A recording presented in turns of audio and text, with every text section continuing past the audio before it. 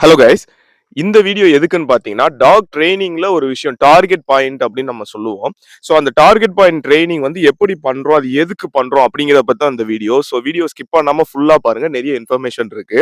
முதல்ல இந்த target point ட்ரெய்னிங்கிறது எதுக்கு யூஸ் பண்ணுவோம்னு பார்த்தீங்கன்னா, ஒரு வீடையோ, ஒரு இடத்தையோ, இல்ல ஒரு சின்ன பொருளையோ ஏதோ ஒண்ண வந்து மறைஞ்சு இருக்கு. அந்த பக்கம் என்ன இருக்குன்னு தெரியல அப்படின்னா, நம்ம போறதுக்கு முன்னாடி, மனுஷங்க போறதுக்கு முன்னாடி டாக்ஸ வந்து அனுப்புவோம். அந்த பாயிண்டோட ஒரு பாயிண்ட் டார்கெட் பண்ணி இந்த பாயிண்ட்ட சுத்திட்டு வா அப்படின்னு நம்ம சொல்லும்போது, அவன் போய் ஒரு ரவுண்ட் அடிச்சுட்டு வருவான். வெறுமனே ரவுண்ட் அடிச்சுட்டு வருவானா அப்படின்னு கேட்டீங்கன்னா, கிடையாது. அவன் அந்த இடத்துல சர்ச் பண்ணுவான். என்ன இருக்கு? எதுவும் யாரும் ஒளிஞ்சிருக்காங்களா?